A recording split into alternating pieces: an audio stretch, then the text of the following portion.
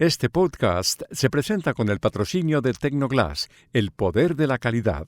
Tecnoglass es la compañía líder en la manufactura y comercialización de vidrios, ventanas y fachadas para el mercado de la construcción en Estados Unidos y el mundo. Para mayor información, visite nuestra página web www.tecnoglass.com.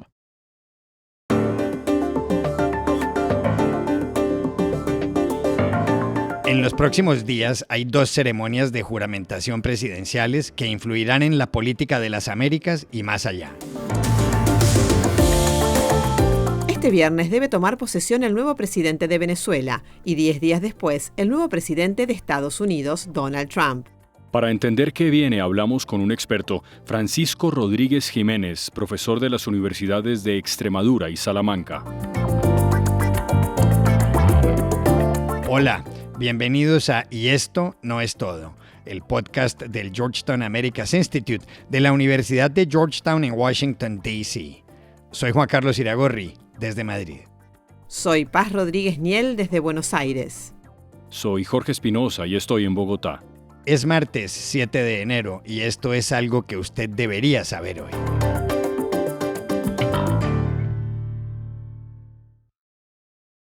En los próximos 15 días hay 2 fechas que marcarán buena parte del futuro de las Américas. Este viernes 10 de enero, en Caracas, debe tomar posesión el nuevo presidente de Venezuela. Y este 20 de enero, en Washington, será la juramentación del nuevo presidente de Estados Unidos. Son 2 realidades muy distintas. Mientras los datos más fiables señalan que en Venezuela el opositor Edmundo González, que tiene orden de captura en su país, le ganó las elecciones en julio a Nicolás Maduro, en Estados Unidos Donald Trump arrasó en los comicios del 5 de noviembre. ¿Qué hará Trump con Venezuela si Maduro sigue en el poder? Llamamos a Francisco Rodríguez Jiménez, profesor de Relaciones Internacionales de la Universidad de Extremadura en España y codirector del think tank Global Studies de la Universidad de Salamanca en el mismo país. Mira, Juan Carlos, me gustaría ser más optimista en cuanto a la posible transición democrática, no solamente en Venezuela, sino en otros países como Cuba o Nicaragua. Pero, desgraciadamente, y mirando a la historia, es complicado anticipar un cambio en ese sentido. ¿Por qué? La democracia no se construye como un puente o una fábrica o una escuela, sino que necesita un tiempo largo de maduración. Y además necesita de unos actores que favorezcan o propicien ese proceso de cambio.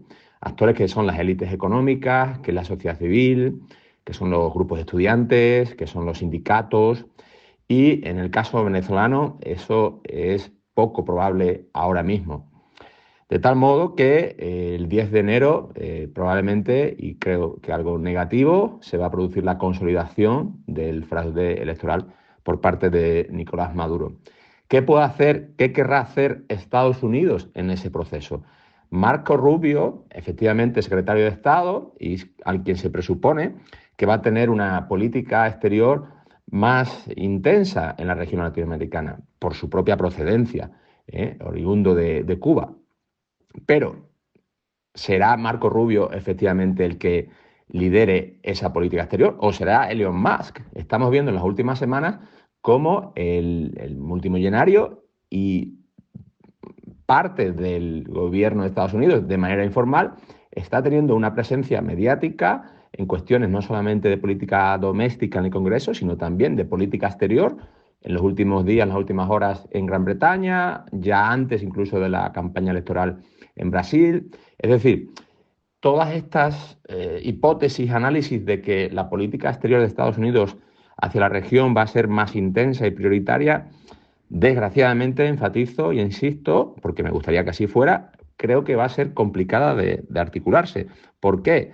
Porque hay una incongruencia con el planteamiento político del gobierno en la práctica de Trump y demás, que es un Estado menor, un Estado más pequeño, un Estado menguante, con más recortes en las estructuras del Estado. Es decir, todos estos procesos de democratización y de influencia exterior necesita de gente que lo implemente, no solamente en el cuerpo diplomático, sino de funcionarios, y todo apunta a que parece ser que va en otra dirección.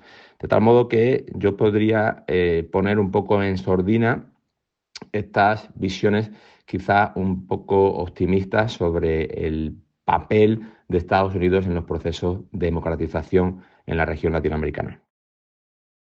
También le preguntamos a Francisco Rodríguez Jiménez, que es coautor del libro Trump, breve historia de una presidencia singular, cómo cree que será la política del nuevo mandatario estadounidense con respecto a América Latina. Creo que más bien podríamos hablar de una política exterior de Estados Unidos centrada de manera prioritaria en México y no tanto de una política exterior coherente para toda la región. ¿Por qué? Porque México supone dos elementos claves de lo que ha sido la campaña electoral que permitió la victoria de Donald Trump. ¿Cuáles son? La migración y el control de la droga. En concreto, el tema, la problemática horrible, espeluznante de las muertes por fentanilo, donde a veces en la retórica de Trump se asocia a México. Pensemos en la siguiente cifra de Estadista, que es una organización bastante fiable. En los años 2000 apenas morían 1.000 personas al año, ya es una tragedia, pero apenas 1.000 personas al año por esta droga. En la actualidad, bueno, la cifra que tengo es de 2022, estamos en 74.000 personas al año. Es una barbaridad. Pero aún más, si desglosamos esas cifras y vamos a los grupos de población y de etnia, de quiénes son esas personas que mueren, con datos de 2020, en torno al 70% de las personas que en Estados Unidos habían muerto por el abuso de esta droga eran blancos estadounidenses y eran además de clases medias depauperadas, no de manera fortuita, de los estados del Midwest, de los estados del óxido que han votado a Trump en los últimos procesos electorales. ¿Qué quiero decir con esto? Que en la retórica de Trump necesita vender la idea, el mensaje de que está atajando esta tragedia, que está frenando la llegada de esta droga supuestamente, según esa retórica, comillas, por culpa de México. Por eso podemos ver que México se convierta en chivo expiatorio. Pero si seguimos con cifras y con datos, es que Estados Unidos y México están condenados a entenderse a nivel comercial. ¿Por qué? Son los dos países que tienen una mayor estrecha relación comercial. Estados Unidos compra en la actualidad, con datos de 2023, por un valor de 476 billones de dólares y vende por 323, es decir, tiene una balanza comercial desfavorable con respecto a México. Sí, está la retórica de los aranceles, está la retórica de el cerrar la puerta a esos productos supuestamente con una competencia desleal de México, pero lo cierto es que hay esa relación económica muy estrecha y que ha venido creciendo incluso en el primer mandato de Donald Trump y que, por tanto, yo dudo que esto vaya a frenarse de manera abrupta y clara, porque van a priorizarse estas cuestiones retóricas de la migración, que va a ser difícil de ejecutar, y del control de la droga.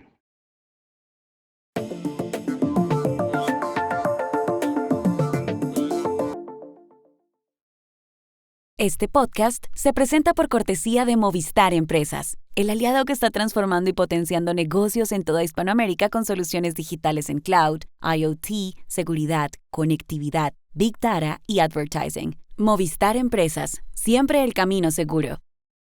Y este podcast se realiza con el apoyo de Progreso, compañía líder en soluciones innovadoras en construcción, agro y energía. Impulsamos el desarrollo sostenible en América Latina. Más información en www.progreso.com.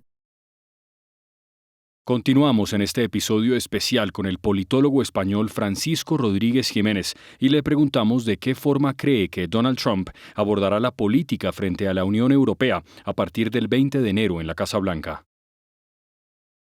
La política exterior de Estados Unidos hacia la Unión Europea, hacia la OTAN, es probable que se mueva, como ya pasó en la primera administración de Donald Trump, en la retórica de cortar amarras, de buscar que todos los países de la Unión Europea contribuyan más al presupuesto de la OTAN.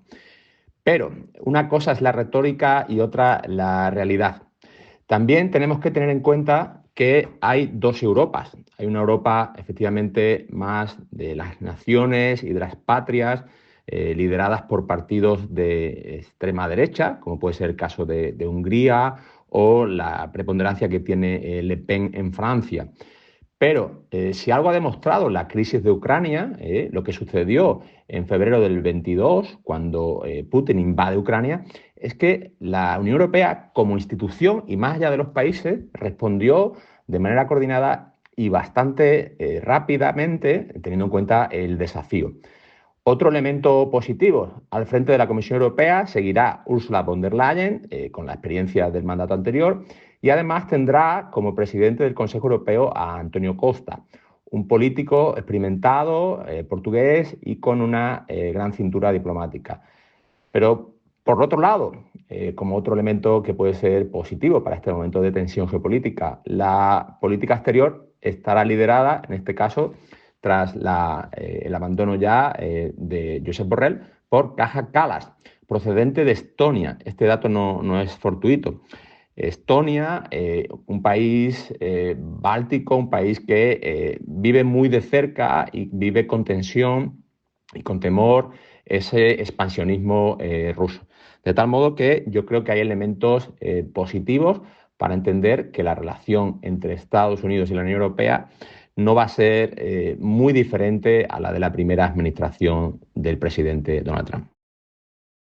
Finalmente, le compartimos a Francisco Rodríguez Jiménez el hecho de que en 2023, que es el dato más actualizado, entraron a España 658,000 inmigrantes con o sin papeles, de los cuales el 71% son latinoamericanos. ¿Con qué ojos hay que mirar ese fenómeno?, le preguntamos. La cuestión migratoria en España es bastante diferente a la de otros países europeos. ¿Por qué? Como ya indicabais, las cifras porcentualmente son mayores de procedencia latinoamericana. Esto está, hasta ahora por lo menos, favoreciendo la integración, porque existen unas mayores afinidades identitarias, culturales, de lengua, gastronómicas y, por supuesto, también de religión. El porcentaje de población procedente de otros países con una religión diferente a la mayoritaria en España es menor. Es verdad que hay que estar alerta a la posible radicalización de algunos grupos de migrantes de religión islámica, como se ha producido, desgraciadamente, en otros países europeos, pero por el momento esa no es la problemática en España, afortunadamente. Y repito, tenemos que mirar en positivo porque esta migración está favoreciendo también el desarrollo económico. Ahora bien, hay una cuestión que no está sobre la mesa, desde mi punto de vista, y es que simultáneamente que se está produciendo esta migración, esta llegada de muchos latinoamericanos, sobre todo a las grandes ciudades del país, a Madrid, o el País Vasco, o Barcelona, se está produciendo una corriente migratoria también de provincias de la llamada España vaciada, con auténticas sangrías demográficas en zonas como, que bien conoces, de Soria, Zamora, Ávila. Esa es una problemática, en mi opinión, tan importante o más incluso que esta cuestión migratoria de fuera. Porque el Estado, las autoridades y las autonomías tienen que también prever y controlar esos flujos migratorios, ofreciendo oportunidades, deslocalizando, que no todo sea esa macrocefalia madrileña en cuanto a instituciones y empresas. Porque si no, tendremos un país muy poblado en unas zonas y prácticamente despoblado en otras.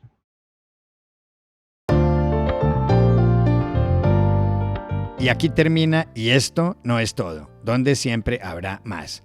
En la producción estuvo John F. Burnett.